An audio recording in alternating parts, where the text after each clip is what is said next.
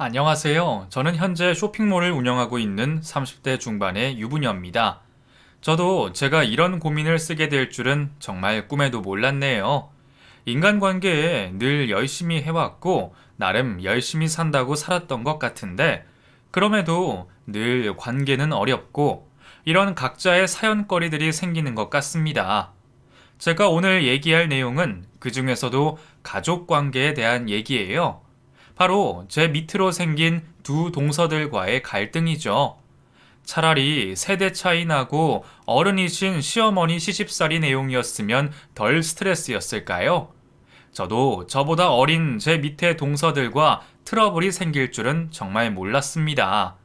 이 두 동서들이 저를 얼마나 무시하는지 들으시면 아마 다들 열 좀 받으실 거예요. 직접 겪었던 저는 아직도 그때 생각만 하면 스트레스가 머리 끝까지 올라오거든요.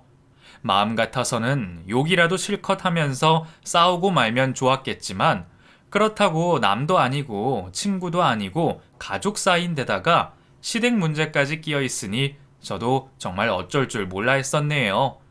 아무리 동서들이라 해도 제가 마음대로 혼을 내려고 낼 수도 없는 거고, 다 큰 어른이 머리채 잡고 싸울 수도 없는 거니까요. 그러다가 제가 정말 손 안 대고 코푼 일이 생겼습니다.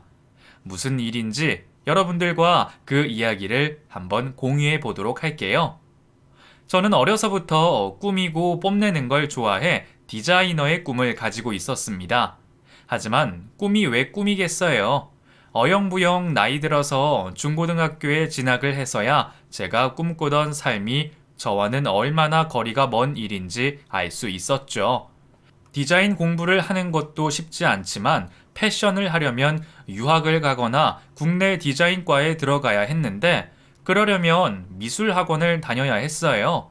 하지만 당시 저희 집안 형편으로는 미술 학원비는커녕 매달 들어갈 많은 재료비를 지원받을 형편이 되지 않았고 저는 자연스럽게 그 꿈을 포기하게 되었죠. 가능만 하다면 저도 패션 공부하러 유학을 가고 싶었지만 유학은커녕 대학을 가려고 해도 학비 걱정을 해야 할 상황이었기에 저는 결국 대학 진학은 포기하고 일찍 아르바이트를 시작해 돈을 모으기 시작했어요. 그리고 그렇게 모은 돈으로 저는 쇼핑몰을 시작하게 되었습니다. 당시에는 인터넷 쇼핑몰들이 인기를 얻으며 우후죽순 생기기 시작할 때라 경쟁도 심했지만 한편으로는 시작하는 것도 어렵지 않았어요. 접근이 쉽기 때문에 저처럼 어린 나이부터 시작하는 사장님들도 꽤 많았죠. 저도 옷을 좋아하고 관심이 많다 보니 인터넷에서 이것저것 보다가 쇼핑몰을 해봐야겠다 생각하게 된 거죠. 내가 좋아하는 옷을 다른 사람들에게 판매하는 것, 어쩌면 그것도 내가 원하던 꿈과 비슷한 일이 아닐까 하는 생각을 했던 것 같습니다. 그렇게 저는 매일 새벽 동대문에서 한두 장씩 옷을 떼와서 인터넷에 사진을 찍어 판매를 시작하게 되었습니다. 20대 초반 아무것도 몰랐던 저는 돈을 만지는 법도 사업을 꾸리는 방법도 아무것도 모른 채 그냥 무턱대고 쇼핑몰을 시작했던 거였어요. 제가 뭘 알고 시작했겠어요. 처음에는 하나도 안 팔려서 다른 일 하면서 수익을 메꾸기도 했고 장사하는 법을 몰라 애를 많이 먹었죠. 도와주는 사람 하나 없고 어디 배울 곳도 없다 보니 어렸던 저는 장사가 너무 힘들기만 했습니다. 실패도 하고 중간에 사기도 당하고 어려서 일을 시작하다 보니 정말 별별 일을 다 겪었어요. 덕분에 사람을 아무나 믿어서도 안 되고 세상이 그리 호락호락하지 않다는 걸 남들보다 일찍 깨닫게 되었죠. 그래도 버티고 버티다 보니 결국 살아남게 되더라고요. 우여곡절이 많았던 저의 20대였지만 덕분에 저는 매출이 보장된 쇼핑몰의 사장님이 될 수 있었습니다. 물론 그렇게 되기까지의 고생은 누구도 알지 못하겠지만 저는 제 스스로 노력해서 이루어낸 제 사업이 무엇보다 자랑스러웠습니다. 그렇게 어느새 직원들도 두고 꾸준히 사업을 이어가던 저는 어느덧 제 운명의 사람을 만나게 되었습니다. 쇼핑몰 일을 하다 보면 이것저것 신경 쓸 게 참 많았어요. 경영에 대한 전문적인 지식이 없는 저는 돈 관리가 가장 힘들었었죠. 그 중에서도 세금 문제는 매번 머리가 아팠습니다. 세무서를 끼고 처리를 하는데도 가끔 구멍이 생기거나 누락되는 일들이 있어 하마터면 몇 배나 되는 벌금을 낼 뻔한 적도 있었어요. 그래서 괜찮다는 세무사를 찾아다니다가 한 세무사를 소개받게 되었죠. 그때 제가 만났던 그 세무사가 바로 제 남편이에요. 일 때문에 만나게 된 그 사람과 저는 마음이 잘 통했고 자주 만나 안부를 묻던 저희는 어느새 연인이 되어 있었습니다. 그리고 1년간의 짧은 연애 끝에 결혼을 하게 되었죠. 저보다 2살 많던 남편은 지금도 저를 많이 아껴주고 사랑해주는 좋은 남편이에요. 처음 만났을 때부터 지금까지 제게 실망을 안겨준 적 없는 좋은 사람이죠. 물론 이과 출신이라 그런지 가끔 너무 딱딱하게 굴 때는 있지만 그래도 저는 그런 제 남편이 여전히 좋습니다. 무엇보다 남편은 제 직업과 저라는 사람을 참 존중해주는 사람이었어요. 가끔 남편이 고소득 전문직이라고 결혼 후에 여자들을 집에 눌러 앉히거나 일하는 걸 무시하는 남자들이 있던데 저희 남편은 절대 그런 사람이 아니었습니다. 결혼 후에도 제 일을 존중해 주었고 제가 고졸에 쇼핑몰 한다고 무시하는 사람도 아니었어요. 사실 연애 초반에 제가 남편에게 자격지심을 가졌었거든요. 남편은 세무사에 돈도 잘 벌고 외모도 준수한데 나보다 더 좋은 여자 만날 수 있지 않았을까 싶어서요. 아니나 다를까 주변에서도 자꾸 저더러 애인 잘 구했다면서 재주 좋다는 얘기들을 해대니까 저도 모르게 그런 생각이 들었던 거죠. 제가 남편한테 왜 다른 여자를 두고 나를 만나냐 했더니 오히려 남편이 어이없어 했어요. 뭐? 서희 널 왜 만나냐고? 그런 바보 같은 질문이 어딨어. 그냥 오빠 정도면 좋다는 여자도 많았을 거고 집안에서도 기대가 많으셨을 텐데 나는 학벌이 좋은 것도 아니고 집안이 좋은 것도 아니고 별로 잘난 게 없잖아.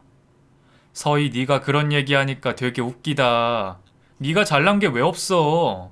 서희 너야말로 혼자 힘으로 쇼핑몰 운영하고 자수성가한 거 아니야?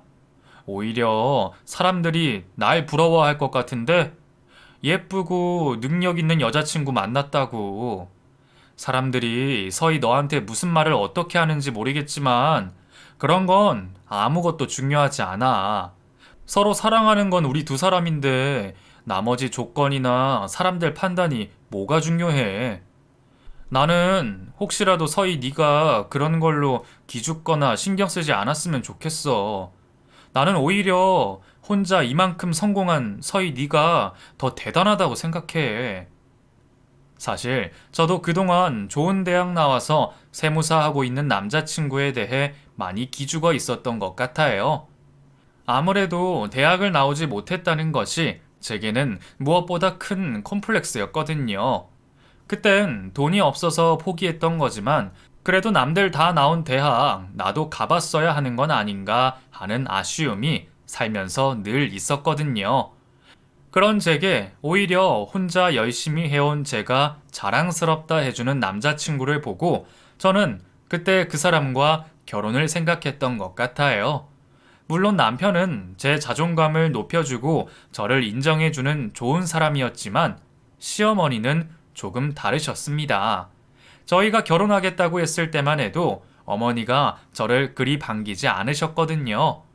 안 그래도 남편은 여기저기 좋은 선자리도 많이 들어왔고 아드님들이 다 명문대의 전문직 출신들이라 남부러울 것 없으신 분이셨으니 아마 어머니도 바라던 며느리감이 있으셨을 거예요. 그나마 어머님이 점잖으신 분이라 제게 대놓고 말씀을 하시진 않으셨지만 제가 고졸에 쇼핑몰을 한다는 걸 좋아하지는 않으셨습니다. 마지못해 결혼을 허락하긴 하셨지만 저도 제가 환영받지 못한다는 건 잘 알고 있었죠.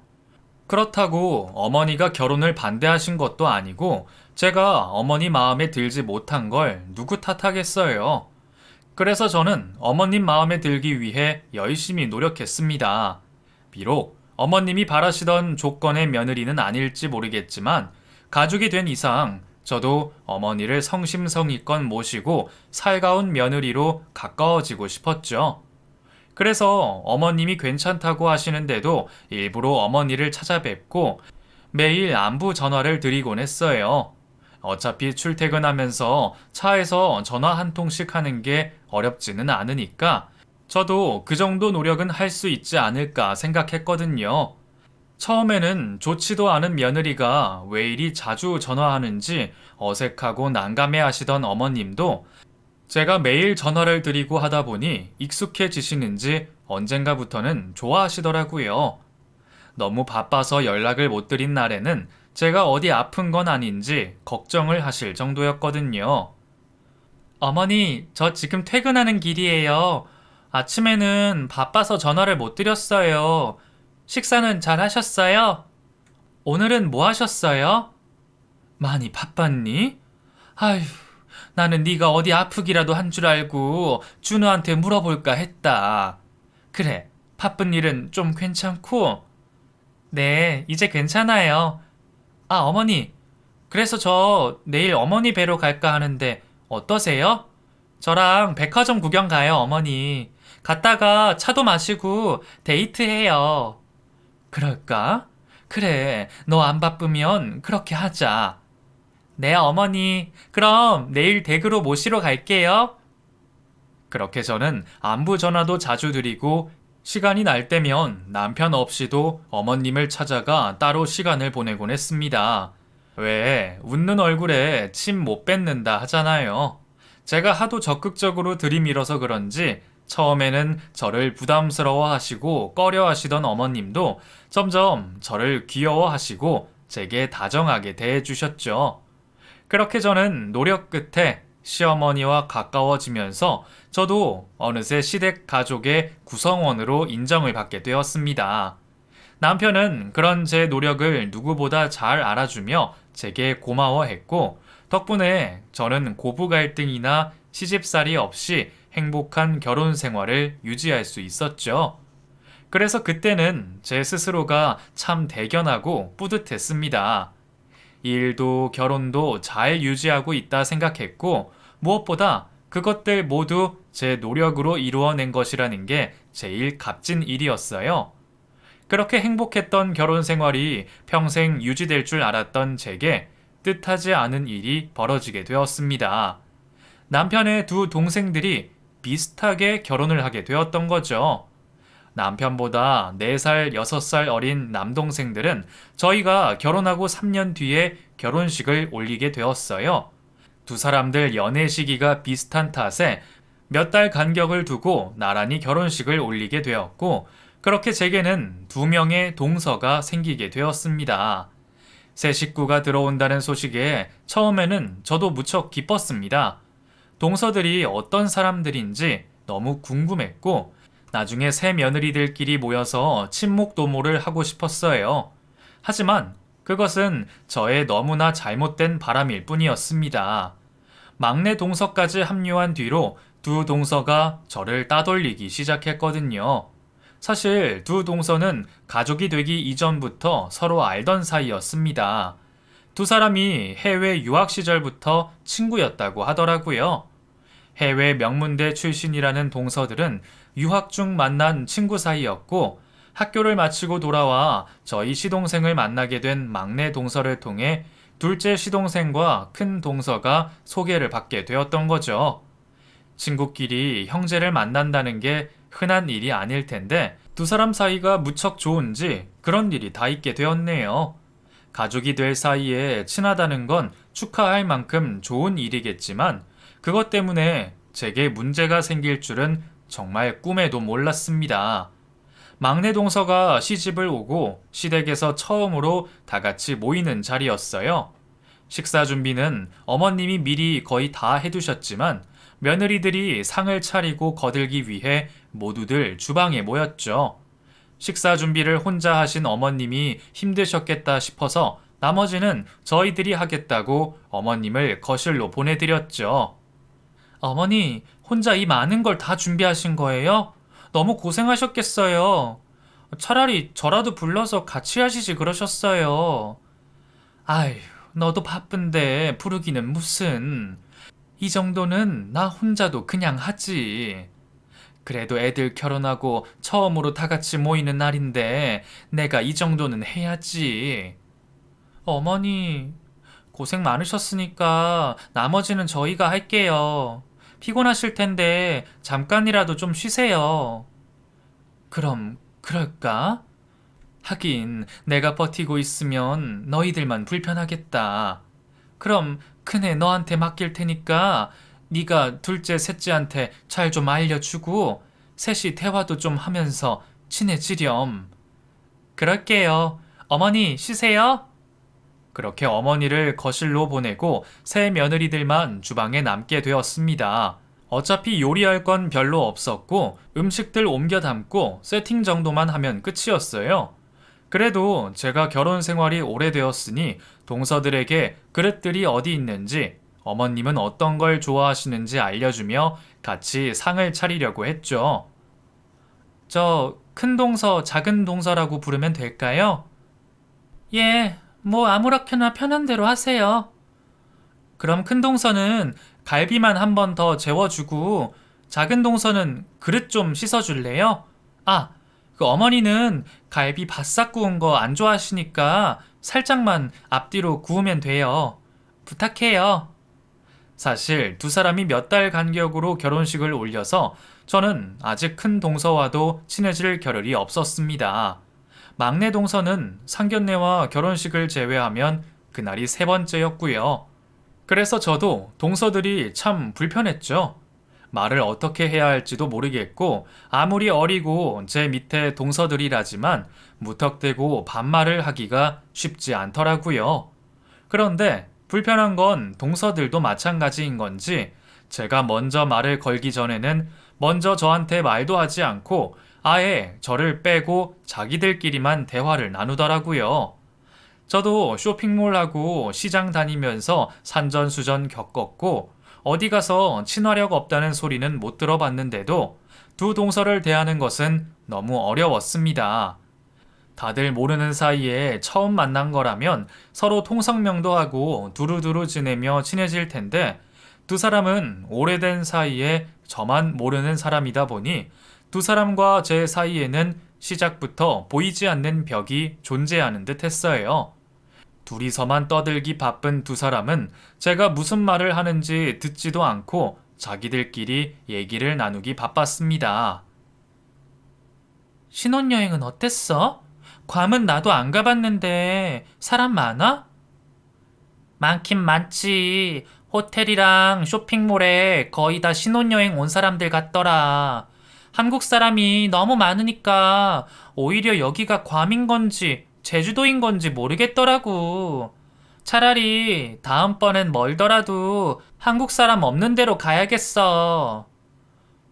저 동서, 이거 그릇이 제대로 안 닦여서 다시 좀 씻어줄래요? 근데 요즘 한국 사람 없는 데가 어디 있니?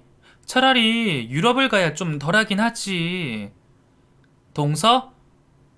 누가 이것 좀 씻어줄래요? 아니, 근데 괌 갔을 때 우리 다 같이 발리 갔던 거 기억나더라. 혜진이 너 기억나? 그때 발리에 한국 사람도 별로 없고 진짜 좋았잖아. 그때가 좋았는데 요즘엔 개나 소나 발리 간다 설쳐대서 너무 짜증나. 두 사람은 오랜만에 만나 회포를 푸느라 제 얘기가 들리지 않는 건지 아무도 제 말을 들어주지 않았습니다. 그래서 별 수 없이 결국 제가 직접 해야 했죠. 결국 그날 상은 저 혼자 다 차리게 되었네요. 사실 아무리 자기들끼리 친하고 오랜만에 만나서 반갑고 할 얘기가 많을지언정 다른 사람 앞에 두고 그러는 게 예의일까 싶더라고요. 제가 꼰대인지는 모르지만 저는 모르는 사람 두고 그런 식으로는 안 하거든요. 괜히 사람 왕따 시키는 것도 아니고 게다가 그냥 놀러 온 상황도 아니고 시댁에서 식구들 다 모여 식사하는 자리인데 말이에요. 한시바삐 움직일 생각은 안 하고 웃고 놀고 있는 동서들을 보며 황당했지만 그래도 그때는 저도 동서들을 대하는 게 처음이었고 동서들과 제 사이에도 시간이 필요할 거라 생각해 그냥 넘어갔습니다. 하지만 이후로도 동서들의 무시는 계속되었어요. 두 사람 사이가 얼마나 좋기에 매번 볼 때마다 그 난리들인지. 시댁에서 동서들을 함께 만나는 날이면 저는 늘 꿔다 놓은 보릿자루가 되어야 했습니다. 동서들 다들 잘 지냈어요? 오랜만에 만나니까 더 반갑네요. 네.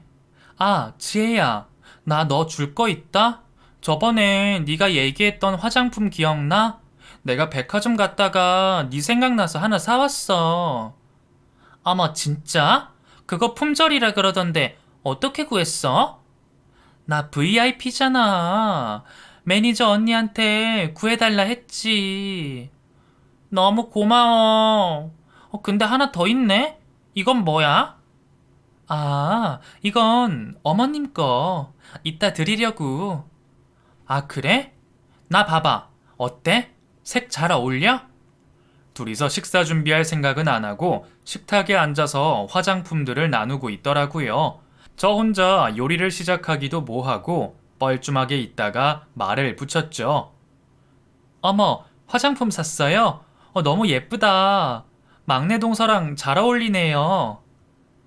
네? 아, 네. 둘이 친하다더니 취향 같은 것도 잘 아나 봐요. 두 사람은 유학 시절 만났다고 그랬죠? 미국에서 유학했다고 그랬나요? 그땐 어땠어요? 타지에서 힘들었을 텐데, 그래도 마음 맞는 친구가 있어서 좀 나았겠다. 그죠? 네, 뭐, 지혜랑 저랑 유학 가자마자 친해져서 그나마 버텼죠. 사실, 거기가 미국에서도 현지인들도 합격하기 어려운 명문대라 다른 유학생이 거의 없었거든요. 어머, 둘 다 정말 공부를 잘했나 보다. 그냥 명문대도 아니고 해외 명문대를 나오고. 나는 대학을 안 나와서 그런지 남들 대학 시절 얘기 듣는 게 너무 재미있더라고요. 거기다가 유학까지 다녀왔다고 하니까 더 궁금한 게 많네요. 미국 수업은 어때요? 어머, 형님, 대학 안 나오셨어요? 저는 그래도 국내 대학 정도는 나오신 줄 알았는데. 아, 몰랐구나. 나 고졸이에요.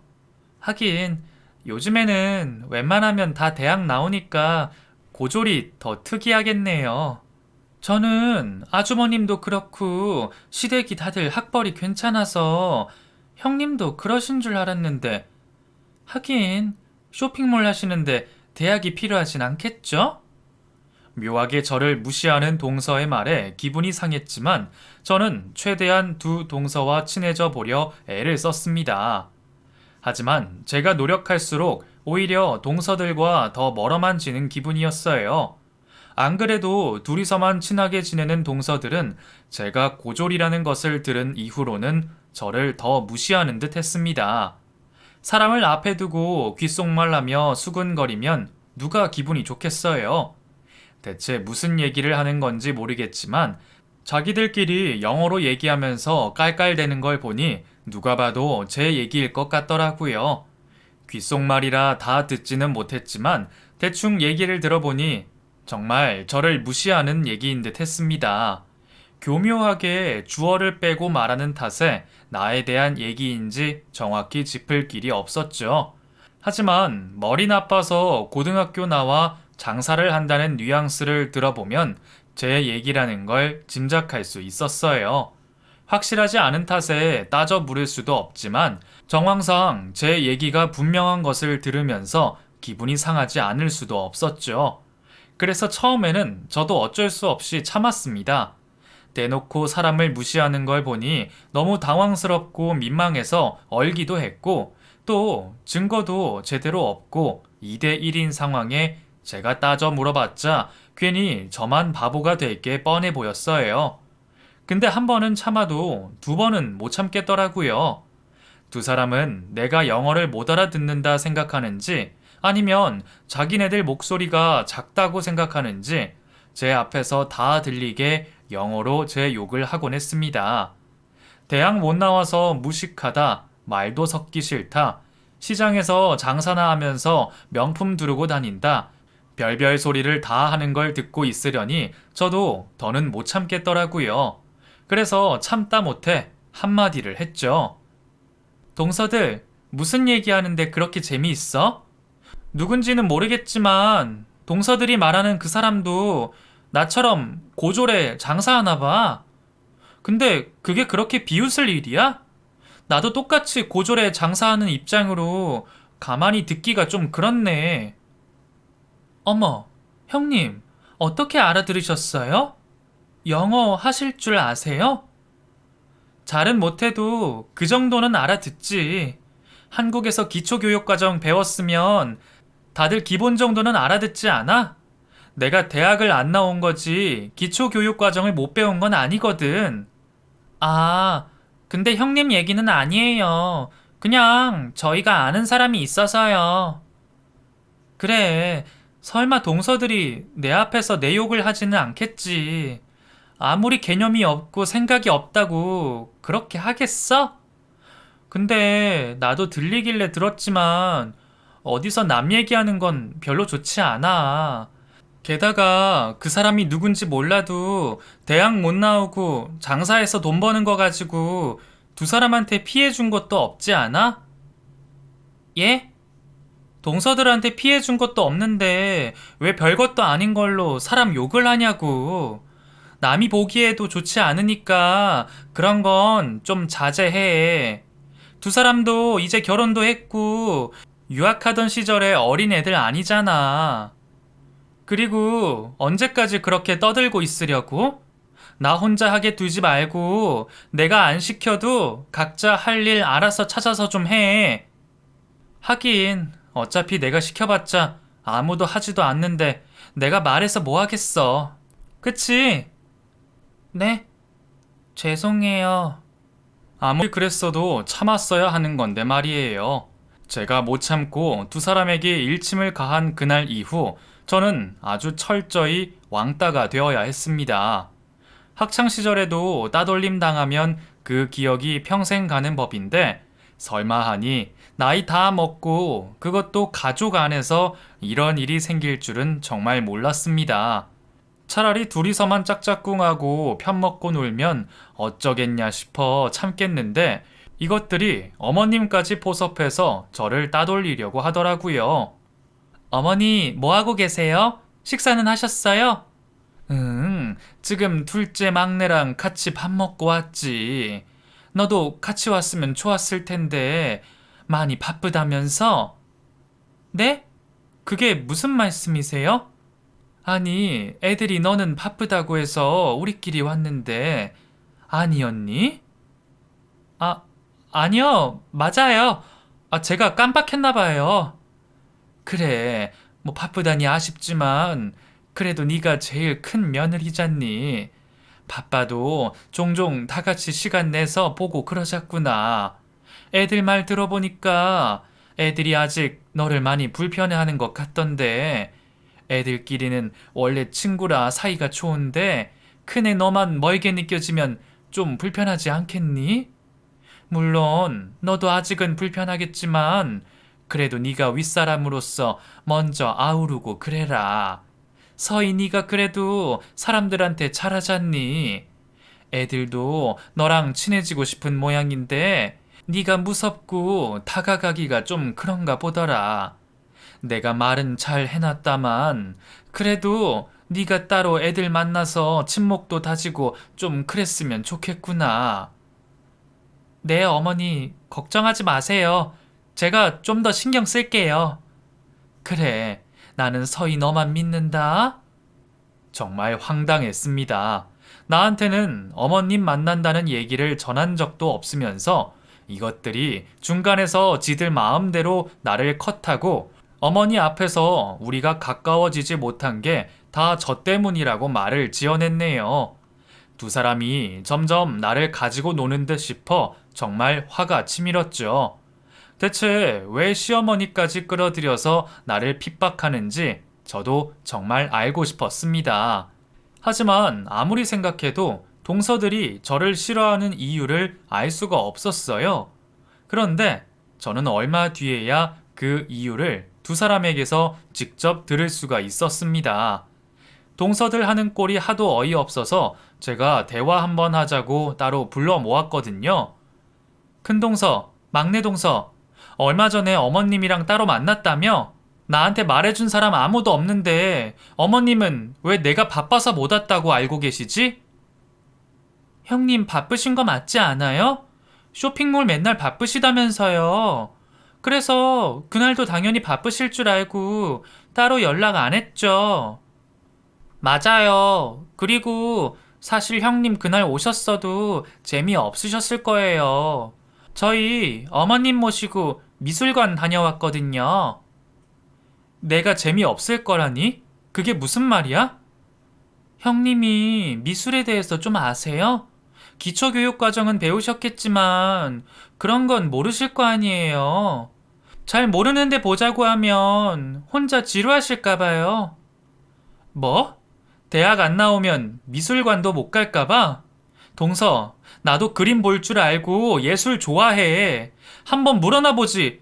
왜 마음대로들 생각하고 사람을 무시해? 어머, 무시하다뇨. 형님, 왜 말씀을 그렇게 하세요? 그럼 아니야?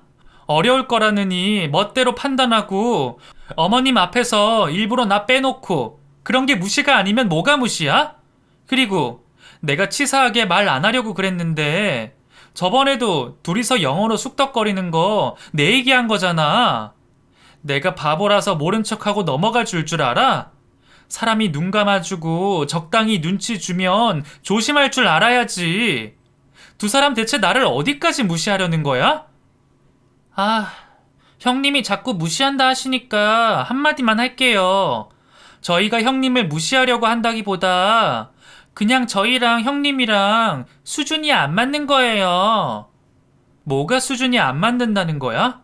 똑같은 사람이고 같은 가족 간에 무슨 급이 있다고? 끼리끼리라는 말 모르세요? 저희는 명문대 유학파잖아요. 근데 형님은 고졸에 대학 문턱도 못 밟아보고 저희랑 교양도 수준도 안 맞잖아요. 저희랑 형님은 급이 아예 다르다고요. 근데 저희가 어떻게 형님이랑 친하게 지내겠어요? 저희가 어쩔 수 없이 거리 두는 걸 가지고 무시라고 하신다면 할 말 없지만 저희도 형님이랑 어울리긴 힘들어서요. 너무 당당하게 말하는 두 사람 앞에서 저는 할 말을 잃었습니다. 나를 따돌리는 게 겨우 학력 때문이라니 정말 어이가 없고 기가 막혔어요. 자기들이 명문대 유학파면 어쩌라는 건지 저더러 못 배워서 옷장사나 한다며 무시를 하는 겁니다. 정작 자기네들은 그 좋은 학교 나와서 결혼하고는 전업주부 하겠다고 집에서 살림하고 살면서 저를 무시하네요.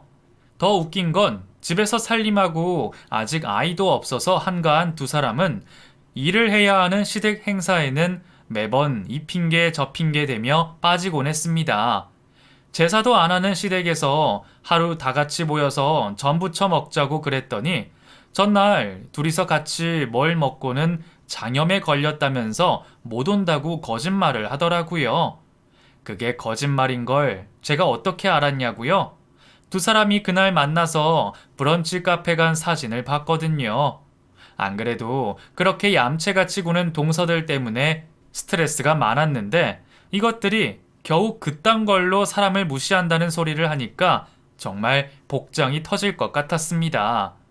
마음 같아서는 한 대씩 패주고 싶었지만 이성이 있는 사람이라면 그러면 안 되잖아요.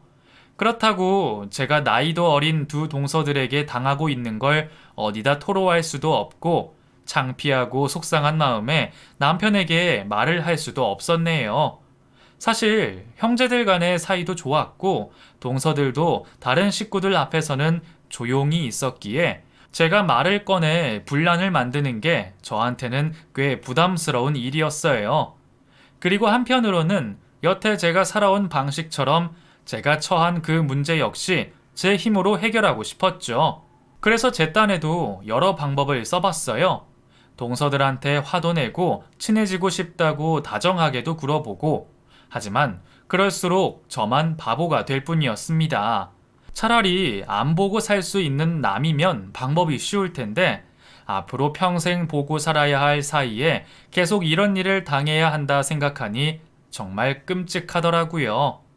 그런데 이것들이 겨우 참고 있는 저를 기어이 폭발하게 만들었네요. 동서들이 시집 오고 2년이 다 되어 갈 무렵 저는 기다리던 임신 소식을 듣게 되었습니다.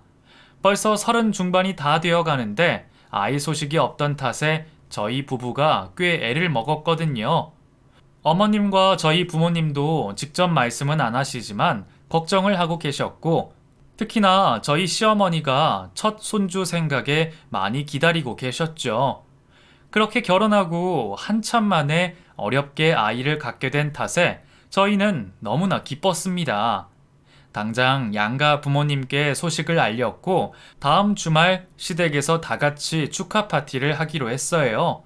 덕분에 오랜만에 온 식구들이 모였고 그 자리에는 당연하게도 두 동서도 함께였습니다.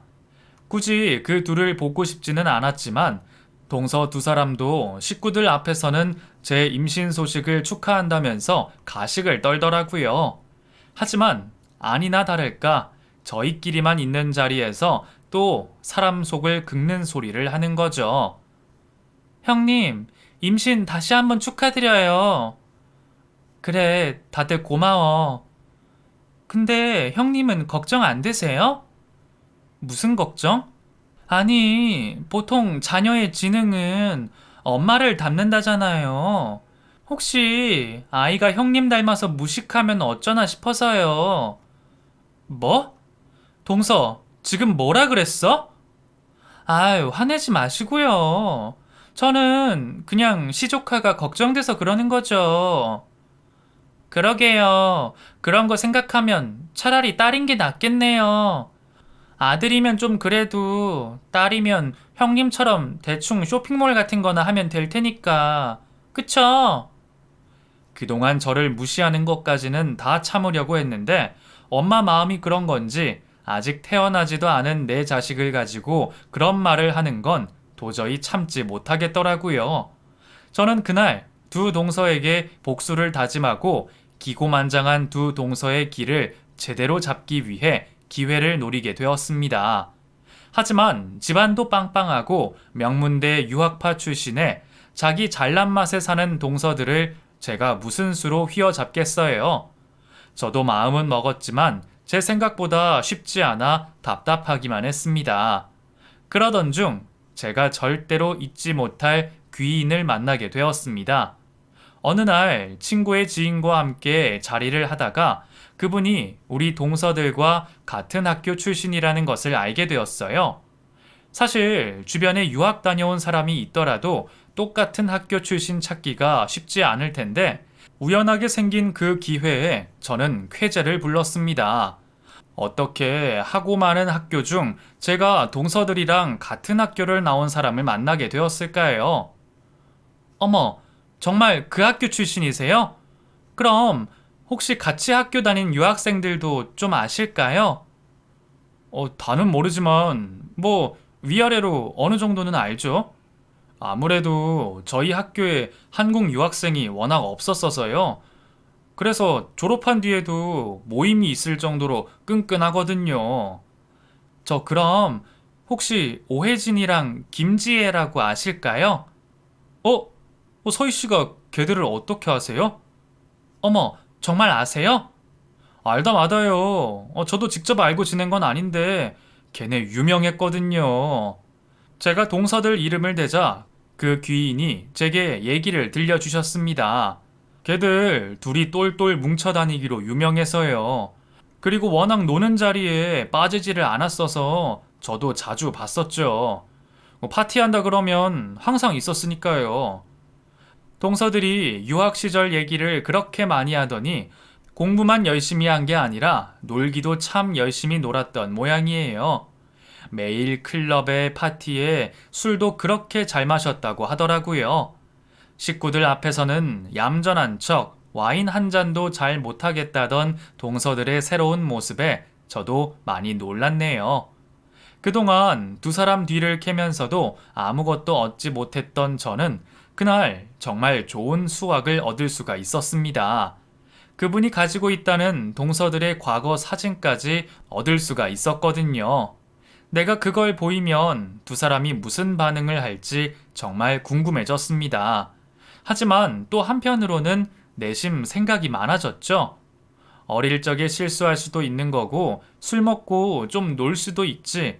결혼해서 마음 잡고 사는 사람들 그런 걸로 괜히 협박하는 게 맞나 싶어서요. 그렇게 고민하던 중에 동서들이 제 속도 모르고 또 제 앞에서 유학 시절 얘기를 하며 저를 무시하더라고요. 자기들끼리 저는 모르는 대학 얘기하면서 제가 아무것도 모르는 걸 바보 같다고 비웃는 거죠. 형님, 저희 무슨 얘기하는지 하나도 모르시겠죠? 근데 이번에도 무시하는 건 아니에요. 그냥 저희랑 형님이랑 환경이 다른 걸 어쩌겠어요. 유학 다녀온 저희끼리 통하는 게 워낙 많잖아요. 그래, 동서들 유학 다녀와서 정말 좋았겠다. 근데 동서들 유학 가서 흑인 만나봤다며? 연애도 아주 인종별로 다양하게 많이 했다던데 공부만 열심히 한 게 아니었나 봐. 나는 동서들이 술도 못 먹고 연애도 못 해봤다 그래서 유학 가서 얌전히 공부만 한 줄 알았지. 놀라운 제 한마디에 두 동서가 갑자기 파르르 떨며 사색이 되었습니다. 예? 형님, 그게 무슨 말이에요? 그거 어디서 들었어요? 그 학교에 동서들만 다닌 건 아닐 거 아니야. 다 어떻게 듣는 수가 있지. 세상이 참 좁지. 나도 깜짝 놀랐어. 이런 사진이 아직까지 있을 줄은 동서들도 몰랐을 거야. 제가 마지막 쐐기로 동서들이 유학 시절 놀러 다니며 찍혔던 사진들을 보여주자 동서들은 더 이상 할 말을 잃었습니다. 동서들, 사진이 참 잘 나왔다. 두 사람 이때도 정말 친했구나. 이걸 나만 보기는 좀 아깝다. 그치? 형님, 안 돼요. 제발 비밀로 해주세요. 왜? 비밀로 해야 해? 동서들이 지금 이미지가 좀 얌전해 보여서 반전이긴 하지만 그래도 젊어서 좀 놀 수도 있지. 이런 게 무슨 흠이라고. 식구들도 놀라긴 하셔도 이해는 해주실 거야. 형님, 제발요. 저희가 잘못했어요. 그거 다 철없던 때 그런 거예요. 그렇다고 정말 나쁜 짓 하고 그런 건 아니에요. 그러니까 제발 저희끼리 비밀로 좀 해주세요. 네? 두 사람은 가족들에게 제발 말하지 말라며 제게 바짝 엎드려 빌기 시작했습니다. 여태 나를 개무시하던 두 사람이 태도가 완전히 돌변하는 걸 보니 통쾌하긴 하더라고요. 글쎄, 나도 고민이 되긴 하네. 과거 일로 괜히 분란 만들 필요가 있을까 싶기도 하고. 그래도 두 사람이 여태 나한테 한 게 있어서 그런지 내가 참을 수 있을까 모르겠네. 정말 잘못했어요. 저희가 생각이 짧았어요. 앞으로는 정말 반성하고 겸손하고 착하게 살겠습니다. 제발 기회를 주세요. 그래? 그럼 두 사람 하는 거 봐서 천천히 결정할게. 어차피 좀 기다린다고 두 사람 과거가 없어지는 건 아니니까. 그치? 결국 저는 당분간 두 사람의 비밀을 지키기로 했어요. 혹시나 싶은 마음에 남편에게는 말을 했지만 남편도 어이없어 하긴 하면서도 그냥 두자 하더라고요. 그렇다고 동생들이 헤어지기까지 할 건 아닐 거고, 그럼 그냥 그걸 제 무기 삼아 두자고 말이에요. 정말 그 덕분인지 그 뒤로 동서들의 태도가 완전히 바뀌었습니다. 이제는 제가 시댁에 도착하기 전에 다들 와서 준비를 끝내놓고 제가 무슨 말을 하던 무시하는 법이 없네요. 덕분에 저는 시댁에서 손 하나 까딱하지 않고 두 동서들 단돌이하며 평화롭게 지내고 있습니다. 그렇게 마음 편하게 저희 아이도 무사히 출산했고 식구들 바람대로 딸을 낳아 모두의 예쁨을 받고 있네요. 앞으로 두 동서들과 또 무슨 일이 있을지 장담하지 못하겠지만 제 손에 카드가 있는 이상 큰 문제는 없을 것 같네요. 그럼 제 이야기는 여기서 마치도록 하겠습니다. 감사합니다.